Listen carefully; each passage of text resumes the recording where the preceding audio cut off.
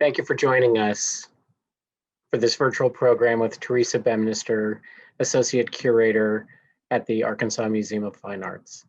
I'm Brian Lang, Chief Curator and Wingate Foundation Curator of Contemporary Craft.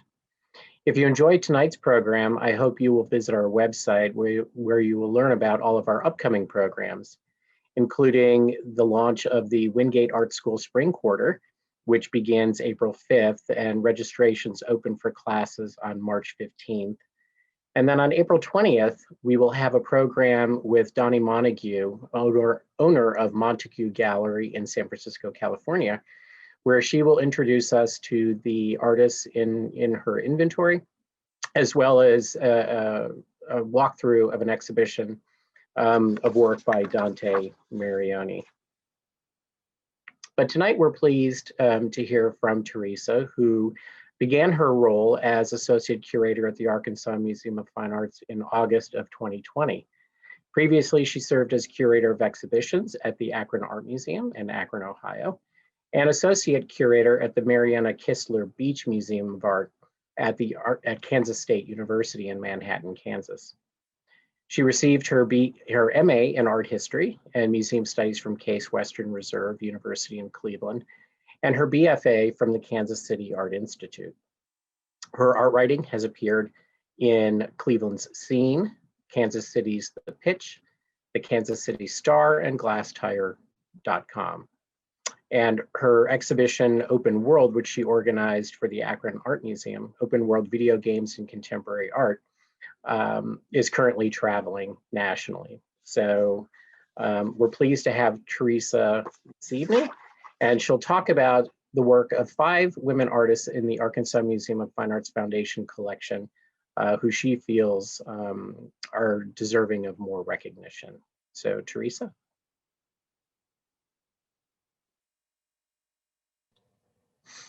Thank you, Brian, for that wonderful introduction. And thank you to everyone in the audience for joining me this evening, both my fellow Arkansans and those of you joining from across the country. So as Brian mentioned, I'll be speaking today about great women artists in the collection of the Arkansas Museum of Fine Arts. And that's in celebration of Women's History Month and also International Women's Day. We're one day late on that. That was yesterday. But before we get started on the talk, I have a question for all of you. Can you name 5 women artists? Since 2016, the National Museum of Women in the Arts, which is based in Washington, D.C., has posed this question on social media each March. The museum discovered that most people cannot name 5 women artists. Using the hashtag 5womenartists, the social media campaign calls attention to the fact that artists who identify as women have not been treated equally in the art world, and today they remain dramatically underrepresented and undervalued in museums, galleries, and auction houses. Each March, cultural organizations and individuals participate on social media, sparking a global conversation about gender equity in the arts. This gender inequity is present in museum collections within major museums across the United States. The vast majority of artists represented in major museum collections are white men, with white women coming in second. Black, Asian, and Latinx women make up less than 1% of museum collections. Of the 43,576 museum records used in the study cited by this graphic, only 54 records identified the artist's gender as non-binary, so that gender group has even less representation in museum collections.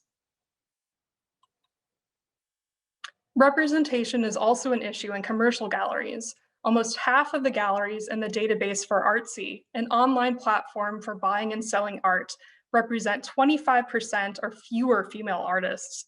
10% represent no women at all.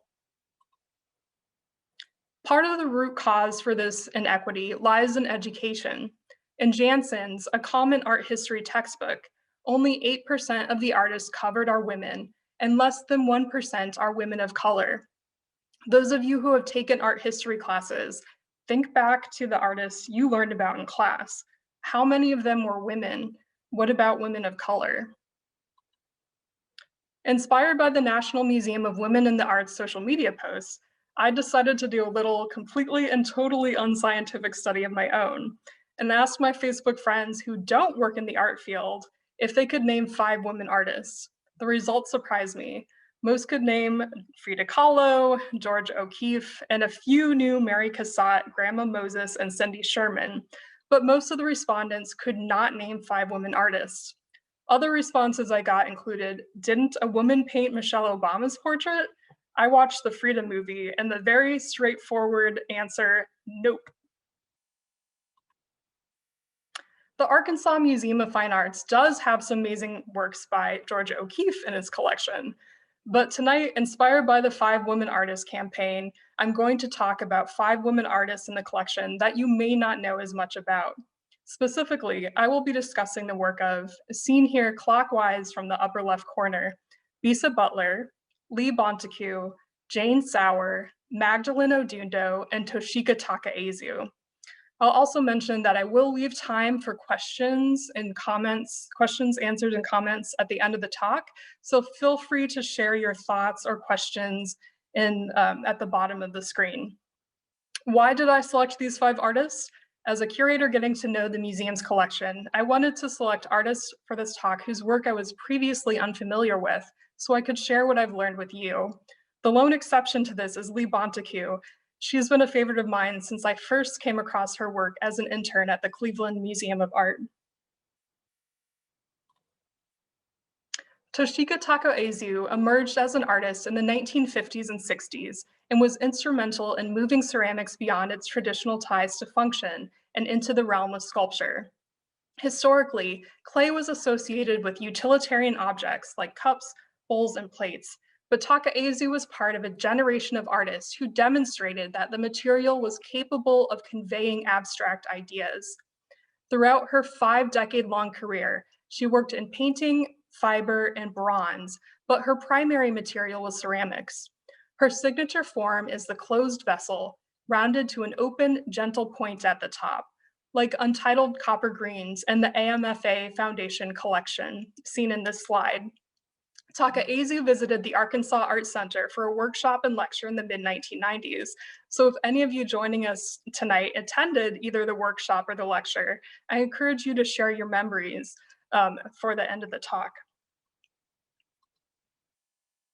Takaezu was born in 1992 in Pepakeo, Hawaii, to Japanese immigrant parents. She was one of 11 children, and her upbringing in a traditional Japanese household in the verdant Hawaiian landscape had a strong influence on her artwork. She called one of her signature glazes Makaha Blue after the color of the sky and ocean in a particular part of Hawaii. In 1940, at the age of 18, she began working in the commercial ceramic studio of the Hawaii Potters Guild.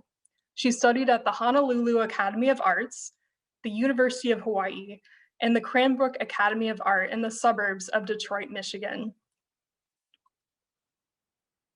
After completing her MFA at Cranbrook, Takaezu taught at the University of Wisconsin-Madison and the Cleveland Institute of Art, eventually settling in New Jersey, where she taught at Princeton University from 1967 to 1992.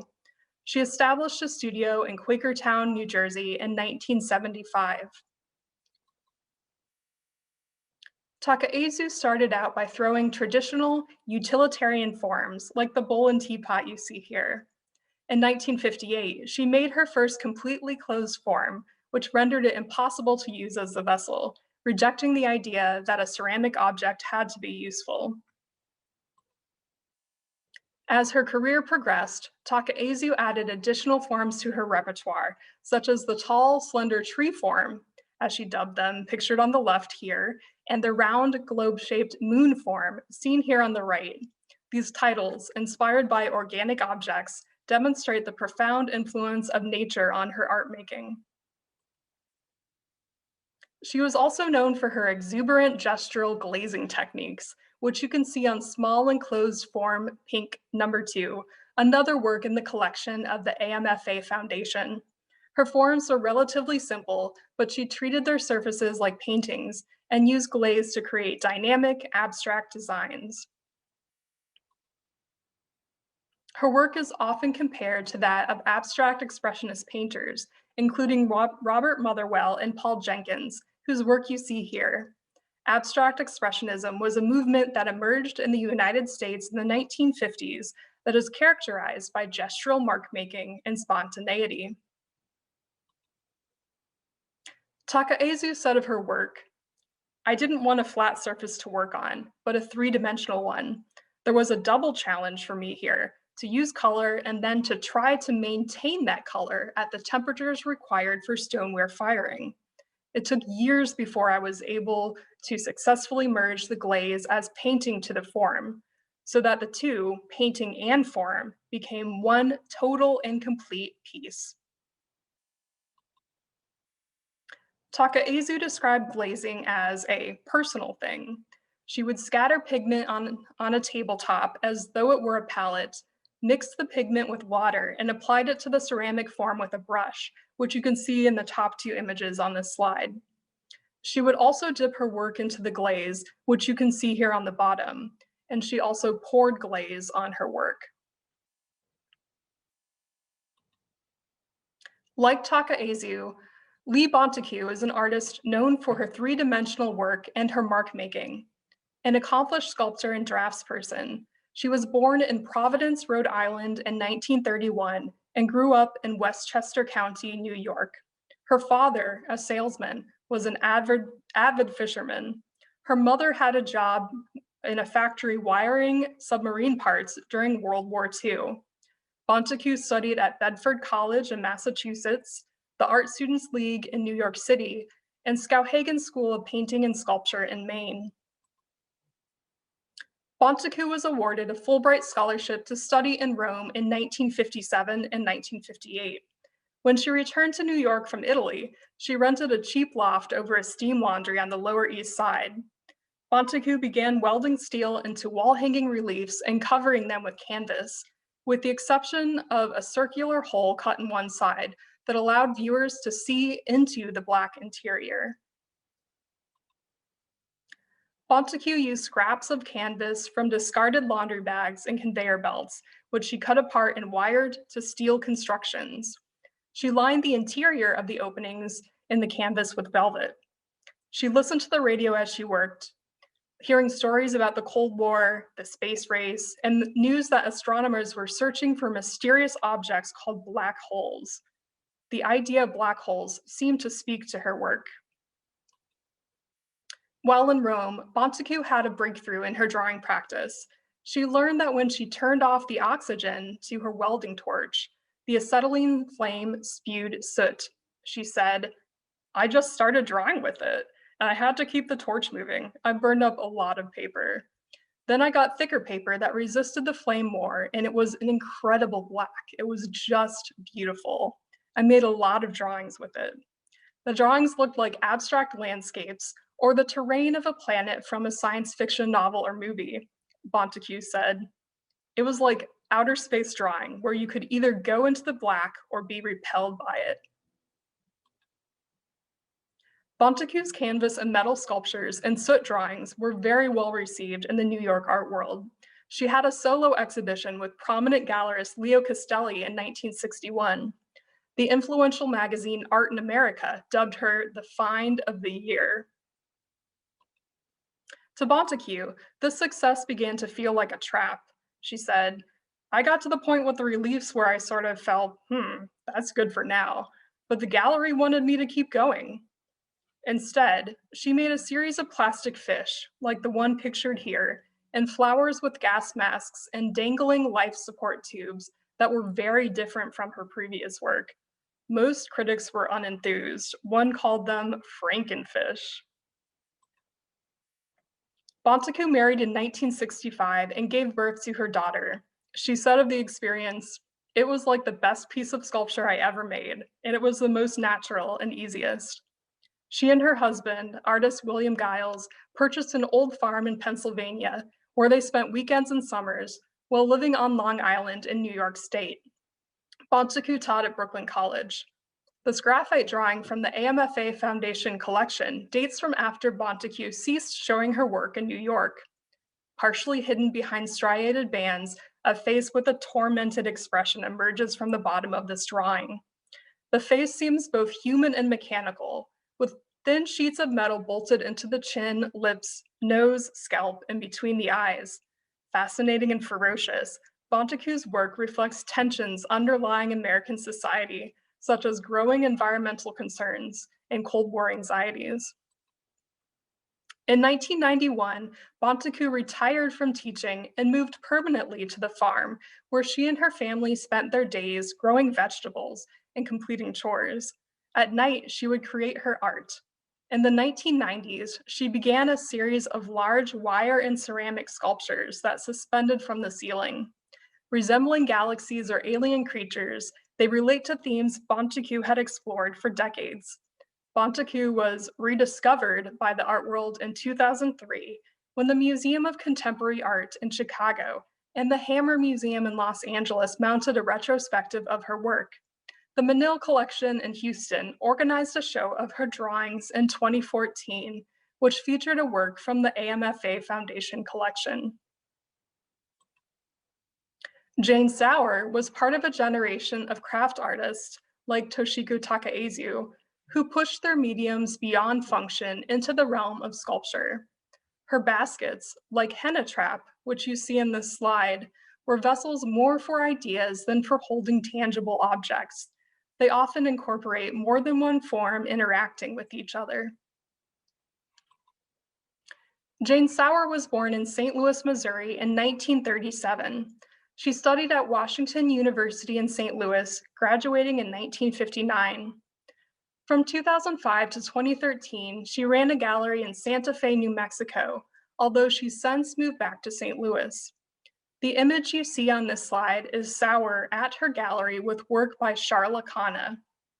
Sauer credits the women's movement of the 1960s and 70s, which advocated for equal rights and greater personal freedom for women, as enabling her to see herself as an artist.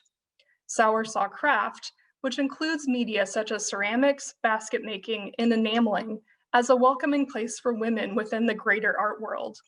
In the fall-winter 1987 issue of Women Artist News, she wrote, "I think in general, women have equal access to all byroads in the field of crafts. Perhaps that's why there are many women in the field. I don't think this is true at all in the art world." And when she talks about the art world, she is referring to mediums like painting and sculpture, rather than mediums like fiber and ceramics. Sauer studied many different materials and methods when she was in school, including a period where she took architecture classes in the 1970s. She took up embroidery after becoming a mother because her child kept getting into her paints. She began making baskets in 1975 when she was in the hospital with ruptured vertebrae. She had tried loom weaving, rug hooking, direct dyeing on fabric, and needlepoint, but after she found basketry, she was obsessed. Her experience of motherhood reinforced her interest in basketry, as she considered a woman's body to be a vessel for the continuation of life. Sauer uses waxed linen cord, tying it into knots. She makes hundreds of rows of small knots, which she then wraps around a styrofoam form that serves as an armature. She describes her process as rhythmic and meditative. She said, "The process of knotting, the technique I am now using exclusively, is a slow procedure of building a structure row upon row. I have chosen to develop the possibilities of this one process instead of exploring a number of different methods of building with threads. I enjoy the rhythm of the process, and there still are many new techniques to try. Knotting creates a grid and therefore almost begs to become a pattern." Sauer says that because basketry does not require complicated equipment, a needle and her fingers are her primary tools. She's able to have an intimate relationship with her materials. One of Sauer's primary inspirations is relationships, how difficult they can be to maintain, yet how important they are. She describes her work as containers for the tensions of her life. Many of the works are about the push-pull between her desire to protect her children and the need to allow them to go out into the world on their own. These tensions are reflected in the organic forms of her baskets, which feature twists and turns just like real life. In Chamiza, you can see that one end of the basket bifurcates and extends to envelop the other end. Abyss, which is part of the AMFA Foundation collection, consists of two cone-like forms rising from crescent-shaped bases, narrowing into points. Each object faces the other with its concave bend pointed inward. The narrow area between the two forms causes tension, a heightened sense of emotional drama. For the artist, the space represents two families separated by an abyss. She said, "I select shapes and gestures which express circumstances, tensions, and contradictions, and the interplay of relationships in life." Like Jane Sauer, British artist Magdalene Odundo is known for referencing the body in her work. She is a ceramic artist who creates pots that swell out from a narrow base, curve back inwards to create a shoulder, and move upwards, culminating in an elegant neck. Writers have compared protuberances on her pots to nipples and recesses to navels. Her hand-built pots have angles that emphasize movement and create lines that guide the viewer's eye around the form. Odundo is interested in anthropology and archaeology, and she appreciates objects made out of clay because they tell the story of the history of civilization. She describes clay as a universal medium, one that is part of the heritage of cultures all around the globe. Born in Nairobi, Kenya in 1950, Odundo lived her early life in both Kenya and India. She trained in commercial art and worked as a graphic designer at an advertising agency in Kenya before moving to England in 1970. She intended to find work as a graphic artist there, but after taking a pottery class, she was hooked. She studied ceramics at West Surrey College of Art and Royal College of Art. Odundo returned to Africa in 1974 to study pottery methods from the Gwari tradition of the West African country of Nigeria, where ceramics is an indigenous female tradition. Women, such as the renowned artist Ladi Quali, whose work you see here on the left, use the coil method to make large pots for water jars, cooking, and other utilitarian functions.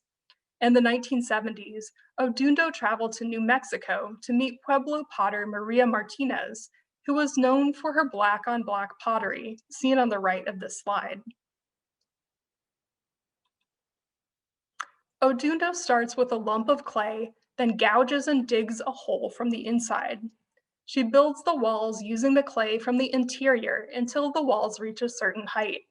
She then brings the body of the pot inward, building the shoulders and forming the neck. Odundo prefers to build her pots by hand rather than using the potter's wheel because the process keeps her in motion. In these images, Odundo has her pot on a banding wheel, which allows the artist to rotate the work without touching it. She said, "With building, the clay is static on the wheel and I walk around it. I don't use coils. I pull the clay up and add on pieces. I build." Odundo burnishes the surfaces of her pots with spoons and pebbles, then covers them with terra sigillata slip. Once fired, this creates a smooth, shiny surface, like the one you see on this pot. Indigenous people use a primitive type of terra sigillata that was found in streams and riverbeds, where only the finest particles of clay were separated out by erosion over many years. The fine particles were packed so closely together that they sealed the surface of the pot, making porous wares able to hold liquids. The technique was lost and eventually rediscovered in contemporary times. Ancient terra sigillata did not have to be polished to shine like today's material, which you can make out of any kind of clay. Drawing is an important part of Odundo's process. She draws in order to refine and revise her ideas. She creates many pieces at the same time and draws as she builds her pots. The shape of her works evolve throughout the process of their creation.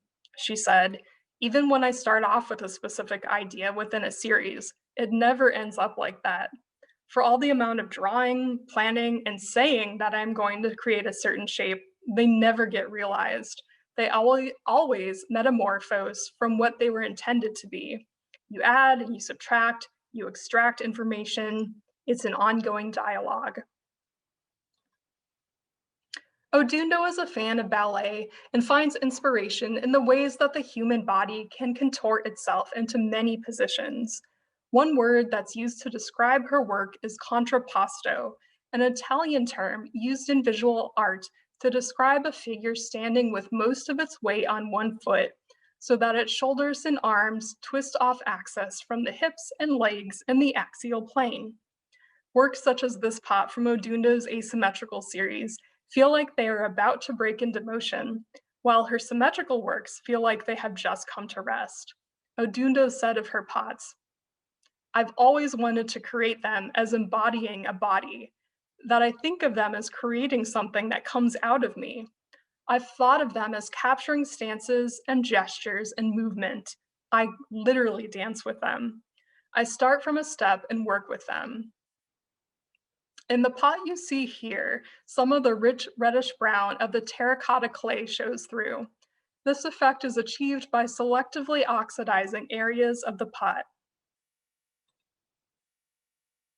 Bisa Butler combines quilting and portraiture and sees her work as a continuation of the African American quilting tradition. Certain characteristics came to be associated with African American quilts made in the rural South: improvisation, asymmetry, large-scale patterns, and bold contrasting colors. These are all qualities shared by Butler's work. Around 2001, she made her first quilt, which featured an image of her grandparents' wedding photo as a gift for her grandmother. This quilt from 2019, titled "The Broom Jumpers," refers to the African American tradition of jumping over a broom lying on the ground as part of a wedding ceremony. Bisa Butler was born in Orange, New Jersey in 1973. Her mother's family is from New Orleans and her father immigrated from Ghana. Butler studied painting at Howard University in Washington, D.C., and earned a master's in art education at Montclair State University, where she took her first fiber art class. She is now a full-time artist, but she worked for more than a decade as a high school art teacher, quilting at night, on weekends, and over the summer, exhibiting her work wherever she could. She said, "Back then, my quilts weren't life-sized because I didn't have enough time for that. I knew I could tell more of a story with the full body and multiple people. I always wanted to do more." Butler started out using family photographs and then switched to basing her quilt designs off of images from the Depression-era photographs she found in a database of Farm Security Administration images and the National Archives. The black and white photographs she uses are no longer under copyright protection. She enlarges them to life size and then sketches over the images, isolating areas of dark and light. Often, little is known about her subjects, but she conducts research to see what she can discover. She says that she's trying to give her subjects back an identity that's been lost. Butler prefers working from black and white photos, remarking that it gives her the freedom to choose the colors she prefers. She selects fabrics, layers them, and stitches them together with a sewing machine, a process called applique. The stitched portrait is on top of soft batting with a fabric back. She applies repeated stitching patterns with her machine to hold all three layers together. Butler's studies at Howard University had a strong influence on her art. Her professors were members of AFRICOBRA, or the African Commune of Bad Relevant Artists, a 1970 manifesto written by Jeff Donaldson, a Pine Bluff, Arkansas native and founding member of AFRICOBRA, who later led the fine art department at Howard University, called for the use of Kool-Aid colors, bright oranges and yellows, crimson reds, intense blues.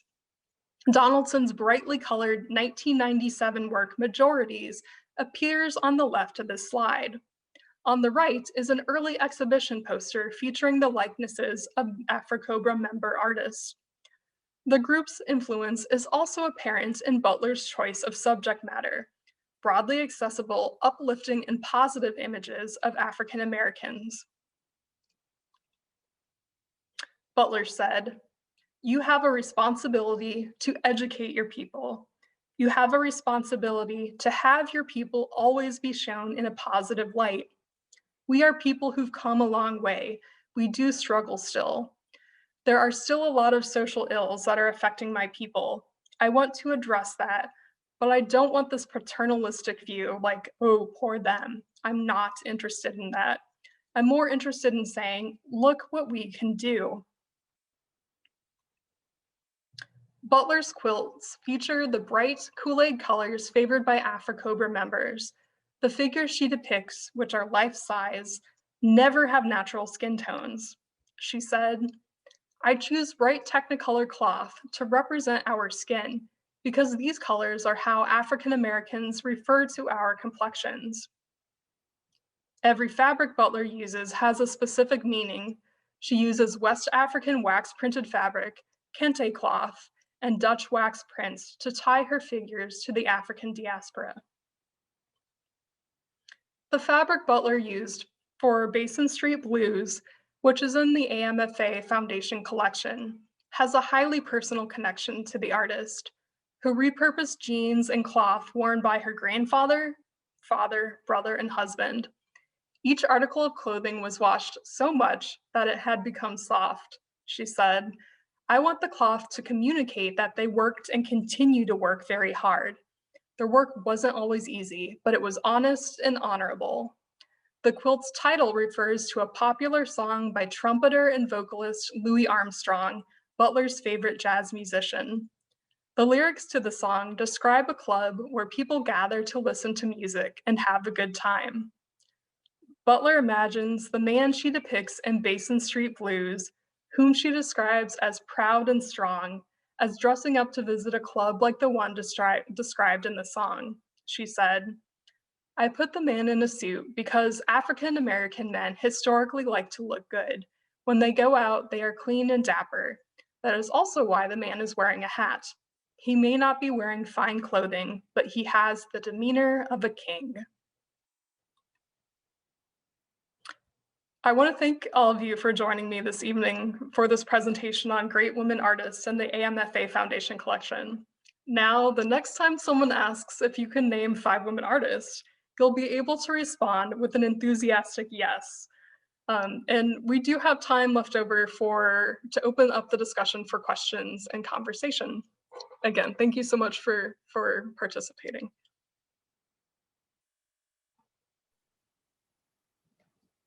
Thank you so much, Theresa. I encourage everyone to continue putting in questions and comments. I will start by reading a couple of the comments that people have written. One person said that the Butler works are fantastic, and another person said it's a fantastic presentation, and they thank you so much. Well, thank you. And if anyone is calling from the Chicago area, I believe that Bisa Butler either does or very recently did have an exhibition up at the Art Institute of Chicago. So if you're interested in seeing her work in person, that's one place you can do it.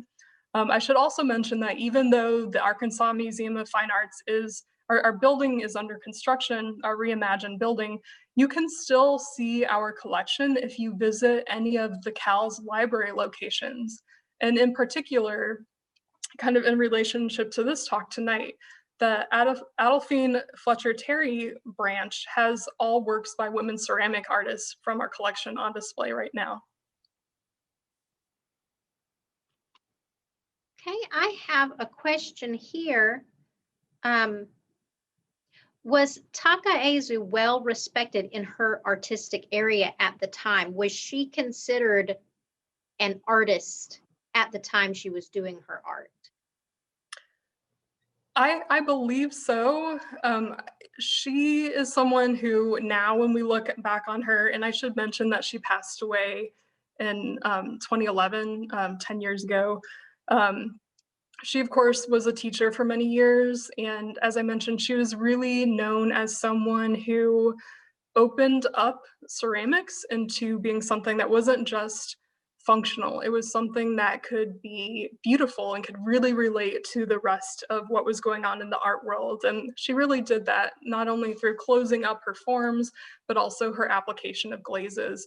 And so when she was making her ceramic works, the first and second generation of abstract expressionism was really taking off on the East Coast.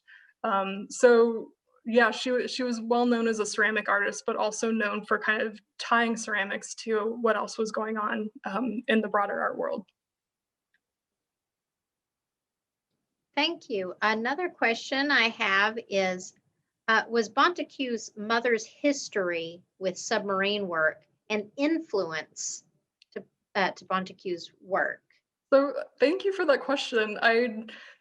I did kind of sneak in a little bit of information about her mom and her dad, because I think that you could argue that her mother's job during World War II did have an effect on her interest in space and sort of things that are mechanical. Clearly her father was a fisherman, and she created sculptures having to do with fish. Curiously, her father and grandfather also invented a canoe, and so they patented that. So she has a lot of interesting kind of details about her family that I think play into her sculpture and her drawings. Her daughter Valerie also became, she eventually worked at the Natural History Museum in New York, and I think part of that had to do with her childhood growing up on this farm and being surrounded by so much nature. So yes, in general, I do think that Lee Bontaku's family had an effect on her artistic output and vice versa. We have a comment that says Takaezu was called one of the deans of American ceramic artists in her own time, and you are thanked for the presentation. Well, thank you. And I know we probably have plenty of people who are accomplished artists, maybe even ceramic artists on this, listening to this presentation. So I welcome anyone's comments about their own experience making. Yes, thank you for that comment. Did Bontaku do many drawings like the one that you had in the presentation with the face, or was that a fairly rare piece? I think a lot of her work was, even if it didn't outright have a face, it was suggestive of faces. If you recall, I showed a work in the collection of the Cleveland Museum of Art that was made out of the laundry bags and the canvas, and they had those round holes, and those were often interpreted as black holes, also different body parts, but I think they had kind of a face sort of sense to them too. She also did metal works that had, she took saw blades and put them in a circle, so they almost looked like teeth. So I think this idea of faces in general, even if she wasn't drawing or sculpting a straightforward face, many of her works did suggest faces. And she did do works that were purely abstract in addition to works that suggested the anatomy. They suggested celestial themes. But yeah, I think this idea of faces was something that really showed up throughout her entire career. Thank you.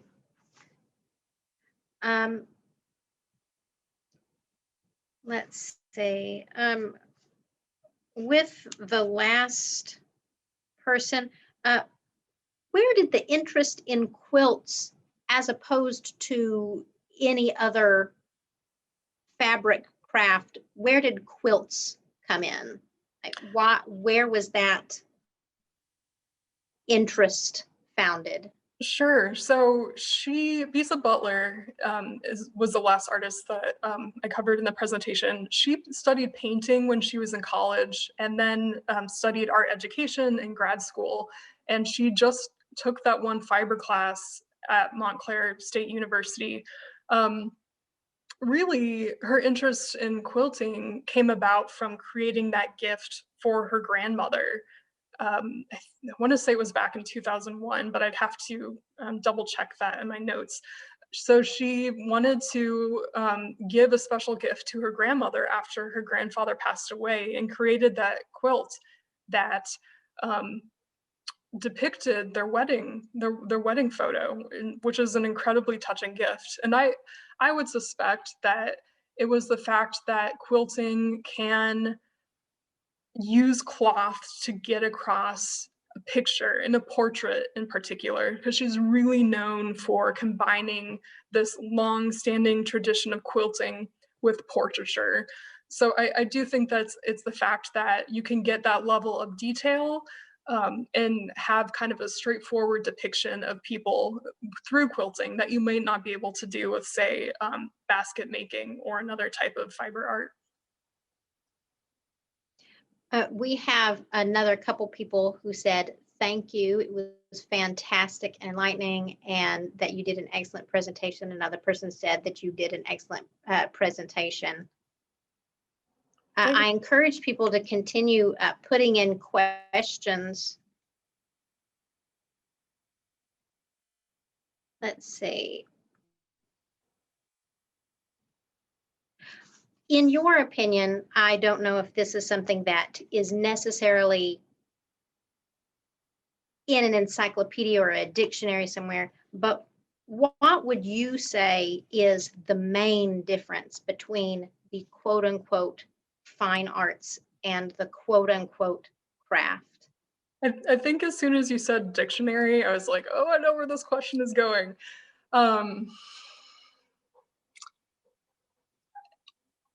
Honestly, it's just kind of tradition. It's just the way that people have talked about these things for years. And it comes down to this idea of utility.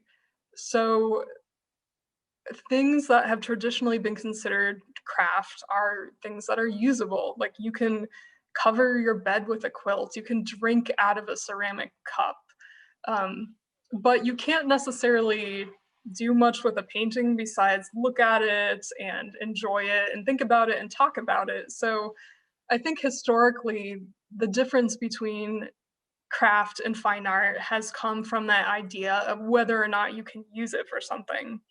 But definitely, as Toshika Tako-Ezu and Jane Sauer demonstrate, as in the past century, that's really changed. A lot of contemporary craft is not something that you could necessarily use. But I think in some cases you could. You could use a Bisa Butler quilt on your bed if you really wanted to. Although I think if I had one, I'd probably hang it on my wall and enjoy looking at it. Thank you. That kind of leads into this next question. As far as Sauer's work, it being considered craft, but it is so sculptural, is it the material that makes it craft? I think it's the material, and also Jane herself, the artist, how she thinks of it. She very clearly identifies as someone who is working in the craft world, someone who's thinking about the traditions of craft. And I think, yeah, definitely in addition to the material, it's also the way the artist sees herself and sees where her art fits in the broader art world. I know that you mentioned a couple of the artists taught art as well. Did all of them or only just a couple? Oh, so Toshika Tako-Ezu definitely taught. Bisa Butler taught high school. Lee Bontaku taught at Brooklyn College. Magdalene Odundo, I think she taught, but I'm not 100% on that. I know she's also worked in museums as well. And Jane Sauer, she ran a gallery. One of the reasons I chose her for this talk was because she has such a varied and fascinating career, not only as a maker herself, but also advocating for other artists' careers as a gallerist and a member of the art world. But I'm not sure if she actually taught herself or not, but the other, at least those three I know for sure did teach.